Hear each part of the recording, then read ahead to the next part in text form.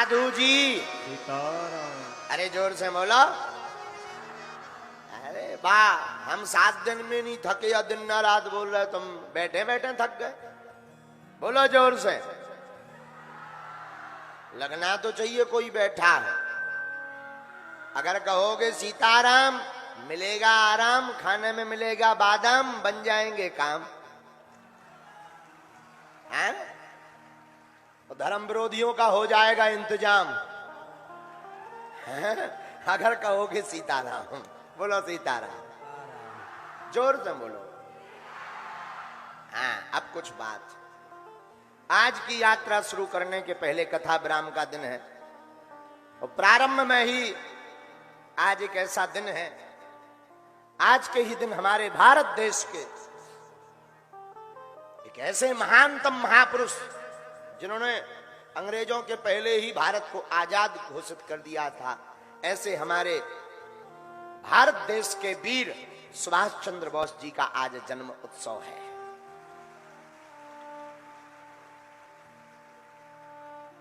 और सुभाष चंद्र बोस जी के जन्मोत्सव पर उनका एक नारा था, तुम मुझे खून दो मैं तुम्हें। लेकिन हमने आज एक नया नारा बनाया है भारत के इतिहास में, तुम मेरा साथ दो हम हिंदू राष्ट्र बनाएंगे। हाँ, तुम हमारा साथ दो हम हिंदू राष्ट्र बनाएंगे। और एक बात हम प्रार्थना करेंगे भारत के लोगों, अब चूड़ियां पहनकर घर में मत बैठो। ये केवल बागेश्वर धाम पर उंगली उठाने की बात नहीं, प्रत्येक सनातनी पर उंगली उठाई है, अब बाहर निकल करके बताना ही पड़ेगा। और इस बात को सुनने के बाद अगर नहीं निकले तो हम तुमको बुजदिल मानेंगे, बुजदिल।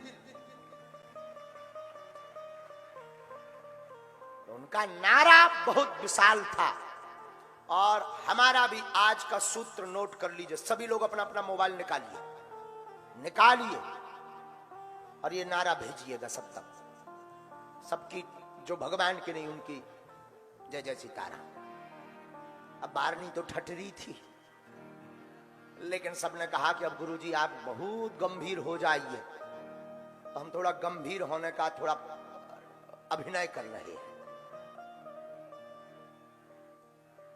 मेरे भारत के लोगों, आज रायपुर की इस धरती से हम ललकार कर कहते हैं, इस भारत में ऐसा कोई नहीं जिसके ऊपर उंगली ना उठी हो, चाहे वो मीराबाई हो, चाहे रैदास हो, या कबीर हो, या गोस्वामी तुलसीदास हो। उन सबको कसौटी पर खरा उतरना पड़ा। यहां तक कि भगवान ब्रह्म हैं, उनको भी कसौटी पर खरा उतरना पड़ा।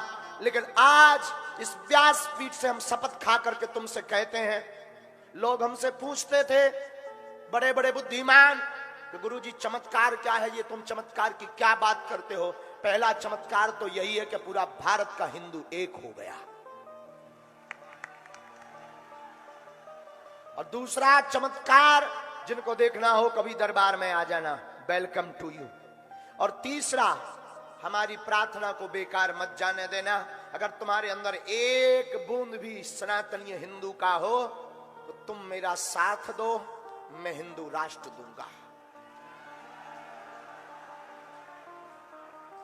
ना तो मुझे कोई राजनेता बनना है मेरे पागलों, ना हमारी कोई पार्टी होनी है। ऐसा कभी विचार मत करना कि अब गुरुजी पार्टी में जाएंगे या नेता बनेंगे या किसी पार्टी का सपोर्ट करेंगे।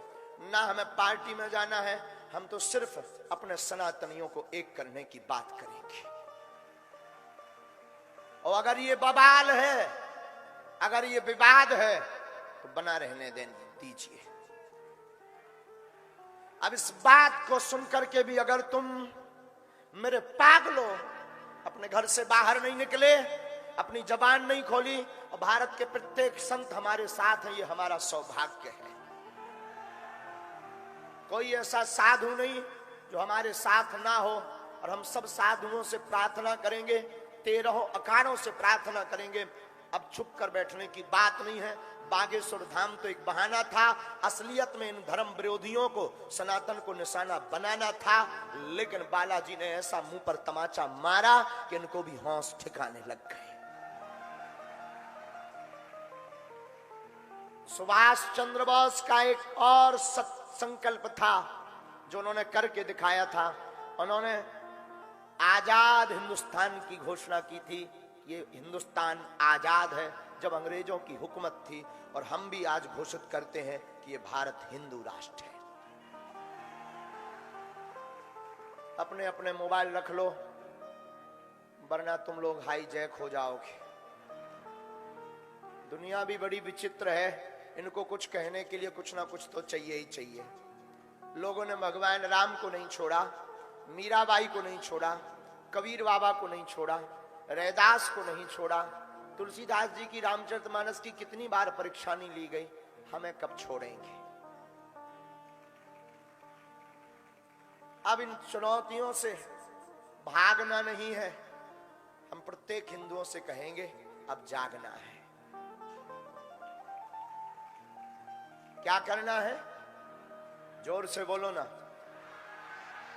कौन कौन आज सनातनी हिंदू राष्ट्र बनाने के लिए शपथ खा रहा है?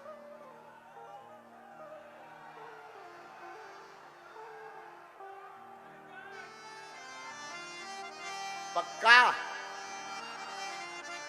अब अगर कोई सनातन के ऊपर उंगली उठाएगा तो कौन कौन मुंह तोड़ जवाब देगा? एक बात और बोल रहे, पूरे भारत के लोगों के सामने, मेरे पागलों, हमारे बारे में कोई कुछ भी कहे, अच्छा कहना तो उनकी मजबूरी है, अगर कुछ बोलेंगे नहीं तो फिर उनको कौन सुनेगा। कोई कुछ भी कहे, कहते रहने देना, सांच को आंच नहीं है। सांच को आंच नहीं मेरे पागलों, और हम जब तक जिएंगे तब तक सनातन की बात करें।